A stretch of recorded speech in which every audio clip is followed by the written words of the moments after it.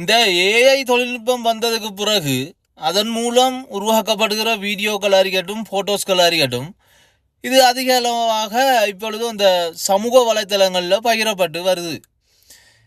இப்போ விஷயம் தெரிஞ்சவங்களுக்கு எது உண்மை எது பொய்ன்றது தெரியும். இப்போ எது ஏஐ மூலம் உருவாக்கப்பட்டது எது ரியலானது என்றது விஷயம் தெரிஞ்சவங்களுக்கு தெரியும். இப்போ இதால் இப்போ எது உண்மையானது எது பொய்யானதுன்றதை கண்டறிகிறது சில பேர் கொஞ்சம் கஷ்டமாக தான் இருக்கும். இதனால் பின்னுக்கு என்னென்ன பிரச்சனை வரப்போகுதோ அது தெரியல. இப்போ இருந்தும் இதை புரிஞ்சு கொள்ளாத சிலர்ன்றவர்கள் 100% சொல்லலாம்.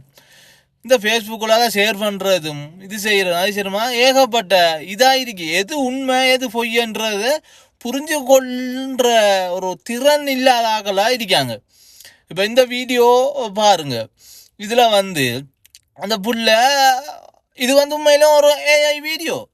இதை எது உண்மைன்றதை தெரிஞ்சு கொள்ளலாம் இருக்காங்க. படிவா விளாங்குது இது ஏஐ வீடியோன்னு சொல்லி இதையெல்லாம் ஷேர் பண்ணி, இது மட்டும் இல்லை இதுக்கு இதே மாதிரி எத்தனையோ வீடியோக்கள் எல்லாம் ஷேர் பண்ணி திரியுதுகள். என்ன முட்டாள்தனமான செயலாக இருக்குது, என்ன முட்டாள்களாக இருக்குதுகள் நம்முடைய சனம்.